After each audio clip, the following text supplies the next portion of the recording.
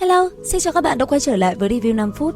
Ở cuối tập 133, sau khi Vương Lâm mua được món đồ mình cần thì bất ngờ có một tên Nguyên Anh đi theo rình mò, hắn bị Vương Lâm phát hiện suýt mất mạng. Tiếp theo, tên này lập tức chạy một mạch về phía xa xa, đuổi theo hắn, Vương Lâm vô cùng ung dung. Chẳng bao lâu sau, hai người đã tới phủ đệ Tôn gia. Thấy Vương Lâm, đám tu sĩ canh gác định dùng vũ lực trấn áp, nhưng chỉ cần một cái vung tay áo, Vương Lâm đã thổi bay tất cả bằng một trận cuồng phong. Thế vậy, ba vị trưởng lão Tôn gia, bao gồm cả lão già vừa giao dịch với Vương Lâm xuất hiện với vẻ mặt âm trầm. Ngay lập tức, họ định dùng thế lực gia tộc để trấn áp. Đáng tiếc, đối diện với công kích, Vương Lâm vẫn lạnh lùng, anh ấy trực tiếp phóng ra uy áp khổng lồ. Cảm nhận áp lực ập tới, ba lão già anh đến lúc này mới kinh hoàng, cả ba sắc mặt đồng thời tái mét nhìn Vương Lâm. Đúng lúc đó, một lão già hắc y có tu vi anh biến viên mãn xuất hiện, trên người thấp thoáng đạo khí của vấn đỉnh. Không chậm trễ, lão hắc y lập tức nhận lỗi và nhượng bộ hoàn toàn. Đến đây, Vương Lâm lạnh lùng quát, đưa ra 20 vạn tinh ngọc, việc này bỏ qua. Nghe thấy con số khổng lồ, mặc dù gia tài rất lớn, thế nhưng lão hắc y vẫn cúi đầu chấp thuận và xin hẹn 3 ngày để gom đủ từ bổn ra. Đáp lại Vương Lâm không nói gì mà chỉ lạnh lùng rời đi. Sau khi Vương Lâm đi xa, lão áo đen kia mới thở dài nhẹ nhõm, thần thức vấn đỉnh cũng tiêu tan. Đến đây, lão áo đen mới nhìn ba tên còn lại nói, vừa rồi lão tổ đã mượn thân thể ta, lão tổ căn dặn từ nay về sau không được động tới người này. Cùng lúc này ở một nơi khác, bên trong hải dương bao la có một nam tử tóc dài bất chợt cảm nhận khí thức Vương Lâm thì thầm lẩm bẩm, tên này là tu sĩ vấn đỉnh mới xuất hiện sao? Tu vi của hắn ta nhìn không thấu, ở trên người hắn tỏa ra khí tức làm ta thấy run rẩy. Người này có tư cách nói chuyện với ta. Suy nghĩ đến đây, tên này trầm ngâm một hồi lâu, thân mình khẽ động, đạp chân từ đáy biển bay đi. Còn Vương Lâm, không lâu sau, anh ấy đã thong thả đi bộ về chỗ ở tại thành Bắc. Khi anh ấy đang đi thì bất ngờ ở dưới lòng đất, một tên thanh niên bất ngờ mở mắt truyền âm quát, "Ngươi, dừng lại!"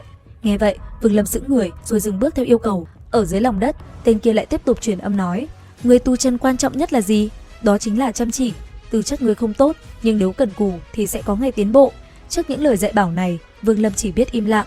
Còn người kia, hắn ta lại đột nhiên nói tiếp, "Không phải ta xem thường ngươi, nhưng có thực lực mới có thể làm cho người khác tôn trọng. Linh khí nơi đây đậm đặc hơn, người chăm chỉ sẽ có ngày kết anh." Lời hắn vừa dứt, Vương Lâm cảm thấy bồi hồi vì trong đời tu hành đầy dạy sát phạt của mình, hiếm khi có ai thẳng thắn giáo huấn hắn như vậy. Còn người, hắn lại tiếp tục dặn dò nói, "Ngươi, nếu có bất kỳ nghi vấn nào trong quá trình tu luyện, ngươi có thể đến tìm ta, nhớ đấy." Nghe vậy, Vương Lâm gật đầu rồi đi vào cánh cửa chớp mắt. Đến đây, Vương Lâm mới dùng thần thức quan sát, anh ấy nhận ra đây thực chất là một cô gái đóng giả nam nhân mà thôi. Còn mình, vừa vào căn phòng kia, Vương Lâm lập tức bắt tay vào tu luyện. Hắn lấy ra 1000 khối tinh ngọc, tung pháp quyết để phong tỏa tinh khí không cho thoát ra ngoài, rồi bắt đầu thủ nạp. 3 ngày sau, khi toàn bộ số tinh ngọc đã hóa thành tro bụi, hắn mở mắt và nhận ra lượng tinh ngọc tiêu hao cho cảnh giới vấn đỉnh là quá lớn. Ngay cả khi có thêm 20 vạn khối tinh ngọc sắp nhận được, việc thăng cấp vẫn còn rất xa vời. Đang lúc trầm ngâm suy tính về nguồn gốc và cách thay thế tinh ngọc, Vương Lâm cảm nhận được có người tới. Hắn phất tay mở cấm chế, lão già mặc khắc y của Tôn gia là Tôn Khải Minh liền bước vào với thái độ cực kỳ cung kính. Lão tự hạ tu vi xuống mức kết đan để bày tỏ sự tôn trọng và hỏi tên hắn. Nghe vậy, Vương Lâm bình thản đáp, "Ta, Hứa Mộc." Đến đây, lão già lập tức dâng lên một túi trữ vật và nói, "Hứa tiền bối, 20 vạn tinh ngọc đã được người trong gia tộc đưa tới, mời ngài kiểm tra." Nhìn nó, Vương Lâm liền trực tiếp thu vào túi trữ vật. Thấy thế, lão già tiếp tục báo cáo, mình và gia tộc đã dự kín hành tung để không ai tới làm phiền.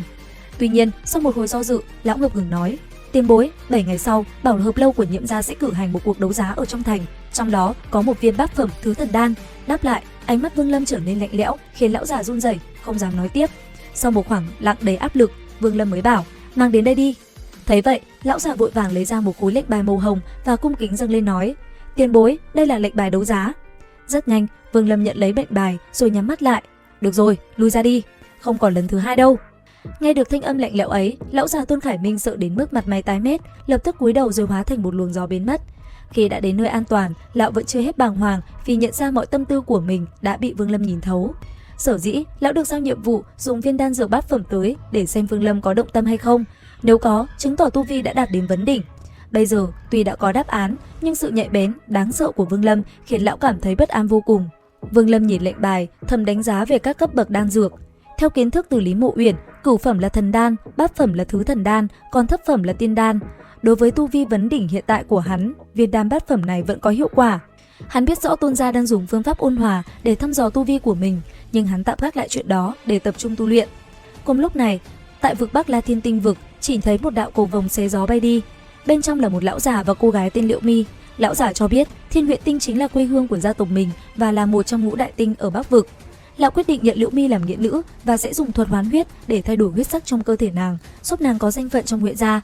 Vừa đi lão vừa nói, từ nay về sau tên của ngươi không phải là Liễu My mà là Huyễn My, ngươi đồng ý không? Nghe vậy, Liễu My trầm mặc một lúc rồi khẽ gật đầu đồng ý. Trong lòng nàng lúc này tràn đầy sự lạnh lùng và tự tin. Nàng cho rằng Vương Lâm giờ đây đã trở thành quá khứ, chỉ là một kẻ có lẽ vẫn đang chật vật ở Chu Tước Tinh, không còn xứng là đối thủ của nàng nữa. Khoảng không cứ thế qua đi. 7 ngày sau, Vương Lâm kết thúc đợt bế quan, toàn bộ tinh ngọc biến thành bụi phấn. Hắn bước ra ngoài và bắt gặp một người đàn ông mặc áo bào tím, khoảng 30 tuổi, mang khí thế vô cùng sắc bén, đang đứng chờ tại cổng thành. Người thanh niên khi thấy Vương Lâm thì liền cất lời quát, trở lại mau, người kia nhất định là đến đây để quấy rầy ngươi, ta sẽ bảo vệ ngươi được bình an. Ngươi không phải là đối thủ của hắn, chuyện này không cần ngươi phải quan tâm, nếu ngươi cứ khăng khăng đi ra thì ta sẽ mặc kệ. Nghe vậy, Vương Lâm không đáp, anh ấy từ từ lùi lại đứng vào trận pháp. Đúng lúc này, từ phía xa một người áo tím đi tới. Nhìn hắn, Tôn Lăng vội vàng tiến lên nói, tiền bối, chỗ này là nơi phòng thủ của Tôn gia, không biết tiền bối có chuyện gì. Ngươi tên gì? Vạn bối là Tôn Lăng. Ngươi rất tận tụy, không tồi, ngươi có thể lui xuống, người ta tìm đang ở phía sau ngươi. Tiền bối, nếu hắn rời khỏi thành thì vạn bối sẽ không quản chuyện này, nhưng nếu hắn vẫn còn ở chỗ này thì sẽ là chuyện của vạn bối.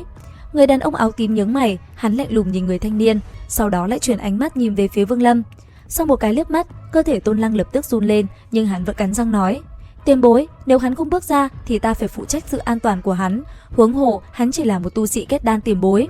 Người đàn ông mặc áo bào tím lại nhăn mày bây giờ mới tức giận quát, ngươi lui ra. Nhưng không đợi người đàn ông áo bào tím này nói xong, trong nháy mắt khi hắn vừa mở miệng, Vương Lâm liền nói, đủ rồi. Vẻ mặt Vương Lâm vẫn như thường, hắn tiến lên một bước đi ra khỏi trận pháp.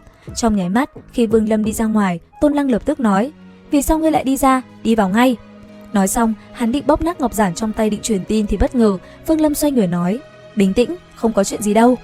Nói xong, Vương Lâm cất bước đi về phía người đàn ông áo tím, quanh người sương mù tỏa ra khiến Tôn Lăng không nhìn thấy bên trong có gì.